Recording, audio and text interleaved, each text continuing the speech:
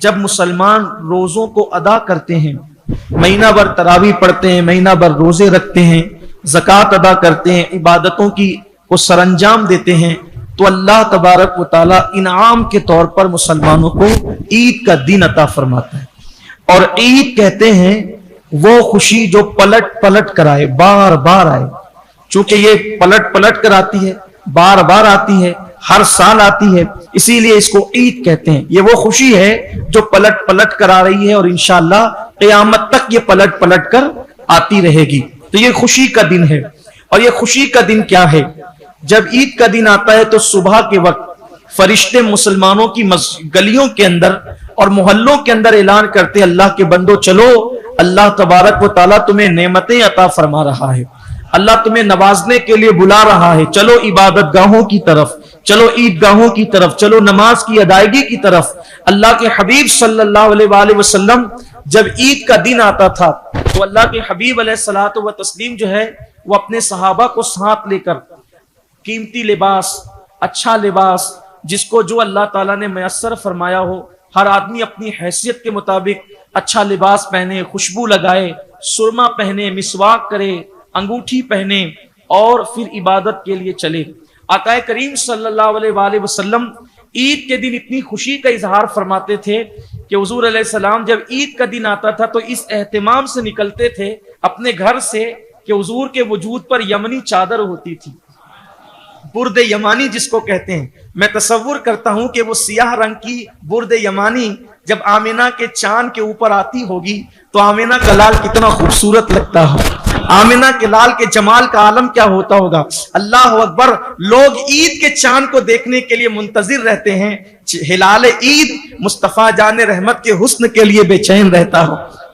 عید کے چاند کی حیثیت کیا ہے میرے مصطفیٰ کریم کے رخ والضحیٰ کے سامنے؟ بلکہ میرے امام نے چاند کو نور کہاں سے ملتا ہے اور سورج کو روشنی کہاں سے ملتی ہے، میرے امام نے اس عقدے کو کتنے بہترین انداز سے جو وہ پیش فرمایا۔ کہتے ہیں نور کی خیرات لینے دوڑتے ہیں مہر و ماہ، نور کی خیرات لینے دوڑتے ہیں مہر و ماہ، اٹھتی ہے کہ شان سے گردے سواری و ہوا، اٹھتی ہے کہ شان سے گردے سواری و ہوا۔ تو حضور علیہ السلام لباس کا اہتمام فرماتے تھے، خوشی کا اظہار کرتے تھے، صحابہ حضور کے ساتھ ساتھ چلتے تھے۔ تو اللہ کے حبیب علیہ الصلوۃ والتسلیم کہتے تھے کہ غریبوں کے لیے بھی لوگوں سے کچھ جمع کرو، غریب لوگوں کے لیے کچھ پیسے، کچھ چیزیں اکٹھا کی جاتی تھی اور عیدگاہ کی طرف اللہ کے رسول تشریف لے جاتے تھے۔ اور جب پھر وہاں پہنچتے تو اللہ کے حبیب علیہ السلام بعض صحابہ سے کہتے، اب جو غریب لوگ ہیں، غریب مسلمان، یہ رقم، یہ پیسے، یہ چیزیں جو آئی ہے یہ ان کے درمیان تقسیم کر دو۔ یعنی عید کی سنتوں میں ایک سنت یہ بھی ہے کہ غریب مسلمانوں کو اس دن کثرت کے ساتھ ان کی مدد کی جائے، ان کو صدقہ دیا جائے، ان کو نوازا جائے، ان کو عطا کیا جائے۔ تو اللہ کے حبیب علیہ السلام اس شان سے عیدگاہ جاتے تھے اور خوشی کا اظہار فرماتے تھے۔ اللہ کے حبیب علیہ السلام خوشی کا اظہار فرماتے تھے میرے آقا علیہ الصلوۃ والتسلیم، اور خوشی کا اظہار بھی اس شان سے ہوتا تھا کہ جب لوگ ملتے تو حضور علیہ السلام ان کو بہت پرتپاک انداز سے، یعنی حضور علیہ الصلوۃ والتسلیم تو ہمیشہ ہی خوش رہتے تھے، بلکہ ان کی شان توریت میں یہ بیان کی گئی ہے کہ آخری نبی کی شان یہ ہوگی کہ وہ کثرت کے ساتھ مسکرائیں گے، ان کی ہونٹوں پر ہمیشہ تبسم رہے گی۔ میرے امام کہتے ہیں جس کی تسکین سے روتے ہوئے ہنس پڑے اس تبسم کی عادت پہ لاکھوں سلام۔ تو اللہ کے حبیب علیہ السلام ہمیشہ مسکراتے تھے، لیکن عید کے دن حضور کو دیکھ کر کے اجنبی بھی پہچان جاتے تھے، بلکہ کافروں کو بھی پتا چل جاتا تھا آج حضور کے وجود ناز پر جو خوشی ہے اس کا مطلب یہ ہے کہ آج مسلمانوں کے عید کا دن آ گیا ہے۔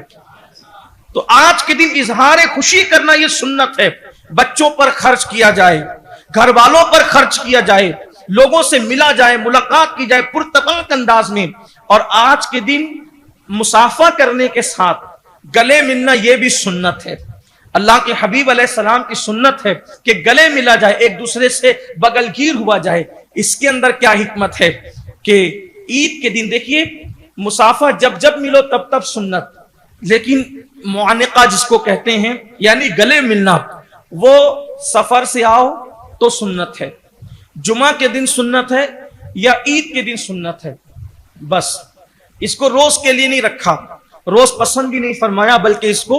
مخصوص موقع پہ رکھا گیا۔ کیوں مسلمان مل رہے ہیں؟ عید کے دن گلے کیوں مل رہے ہیں؟ گلے اس لیے مل رہے ہیں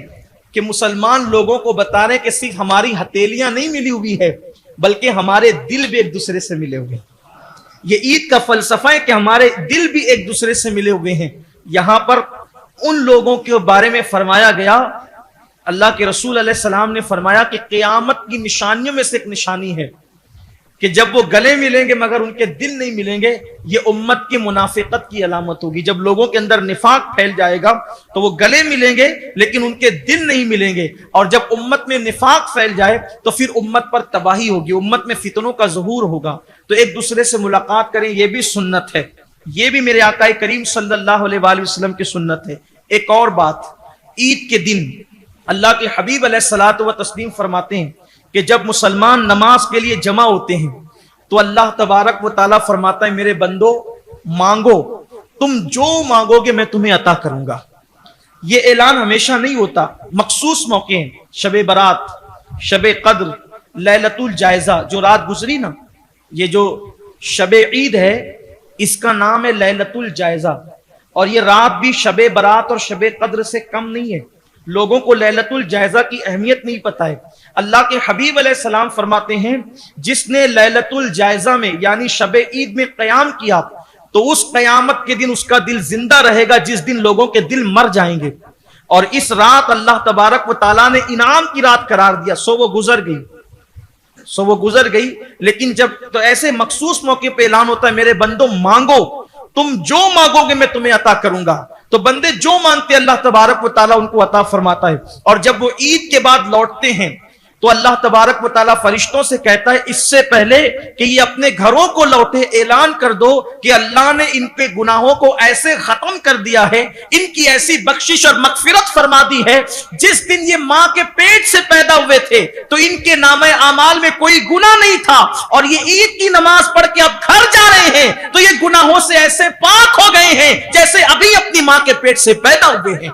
اتنے پاک ہو کر کے لوٹتے ہیں لوگ جب عید کی نماز سے لوٹتے ہیں۔ تو جب مسلمان اس شان سے لوٹتے ہیں گناہوں سے پاک و صاف ہو کر، تو شیطان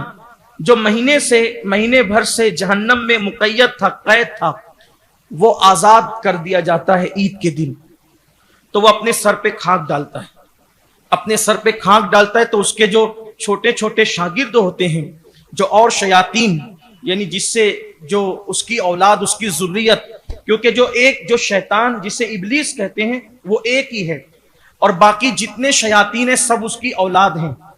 تو الگ الگ ان کی ڈیوٹیاں مقرر ہے۔ کچھ شیطان ایسے ہیں جو مسلمانوں میں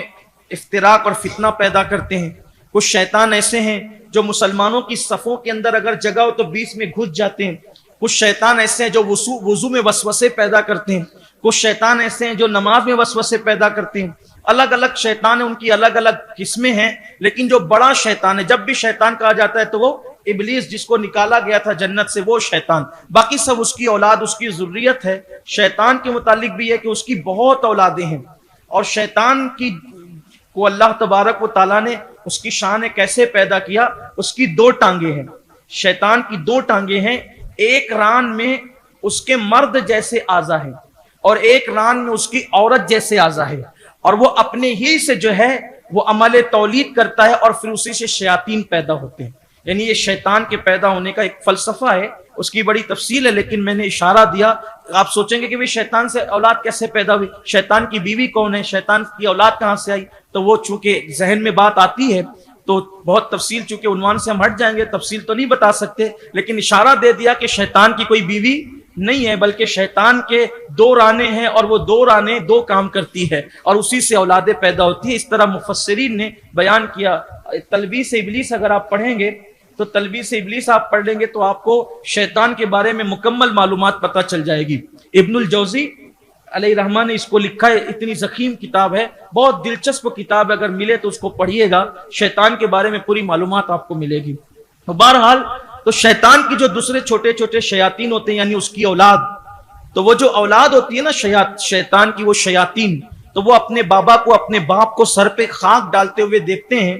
تو وہ لوگ رونے کی وجہ پوچھتے ہیں کہ ہمارے آقا تو کیوں رو رہا ہے اور تیرے رونے کی وجہ کیا ہے؟ تو اس وقت وہ کہتا ہے کہ تم کو نہیں پتا کہ ابن آدم کو اللہ تبارک و تعالیٰ نے بخش دیا، معاف کر دیا۔ ہماری اتنی محنت تھی، سال بھر ہم نے ان کو گناہ کروائے، ان سے برائیاں کروائی، ان سے پاپ کروائے، ان سے جرائم کروائے، یعنی کہ کوئی وہ کبھی کہتا ہے کہ ہم نے چوریاں کروائی ان سے، زنا کروایا ان سے، حرام کھلوایا ان کو، سارے گناہ وہ گناتا ہے اور کہتا ہے کہ اتنا سب کچھ ہم نے کروایا، محنت کتنی کی ہم نے۔ لیکن جب رمضان شریف آیا تو ہمیں تو قید کر دیا گیا رمضان شریف کی وجہ سے، اور اس کے بعد جب عید کا دن آیا تو عید کے دن کی برکت سے ان کے سارے گناہ اللہ نے بخش دیے، اللہ نے سب گناہ معاف کر دیے۔ اس لیے کہ شیطان نے جو ہے اللہ کے سامنے چیلنج کیا تھا، جب اللہ نے اس کو جنت سے نکالا تھا، کہا تھا کہ نکل جا، تو رجیم ہے، اللہ تعالیٰ نے کہا اخرج، نکل، انکا رجیم، کہ تو رجیم ہے، تو دھتکارا ہوا ہے، تو پھٹکارا ہوا ہے، نکل جا۔ تو اس نے اللہ کے سامنے چیلنج کیا تھا، اللہ میں نے اتنے 1000 سال عبادت کی، اس کے صلے میں تو مجھے مہلت دے، تو مجھے وقت دے، ٹائم دے۔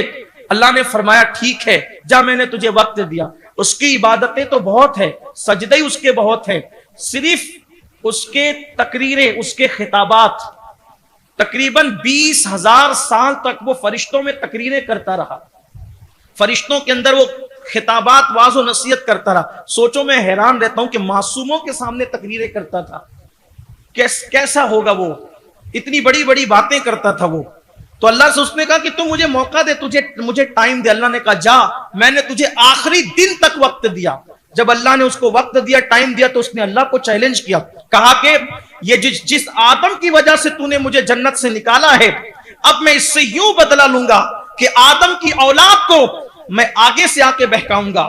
پیچھے سے آ کے بہکاؤں گا، دائیں سے آ کے بہکاؤں گا، بائیں سے آ کے بہکاؤں گا۔ 4 سمتوں کا اس نے تعین کیا، آگے، پیچھے، دائیں، بائیں، اور خوش تھا کہ اللہ نے مجھے آج مہلت دی ہے تو میں چیلنج کر رہا ہوں، اللہ کو چیلنج کر رہا تھا، اور کہتا ہے کہ میں چاروں طرف سے اس کو بہکاؤں گا، تجھ سے دور کروں گا، اپنے ساتھ جہنم میں لے جاؤں گا۔ اللہ کی رحمت نے مسکرایا اور اللہ نے فرمایا جتنا تیرا علم تھا تو نے بات کر لی، چاروں طرف سے تو میرے بندوں کو بہکائے گا، گمراہ کرے گا، لیکن اب بھی تو 2 سمت چھوڑ دیا، ایک تو نے اوپر کی سمت چھوڑ دیا، ایک تو نے نیچے کی سمت چھوڑ دیا۔ یہ 2 سمتیں میری رحمتوں کی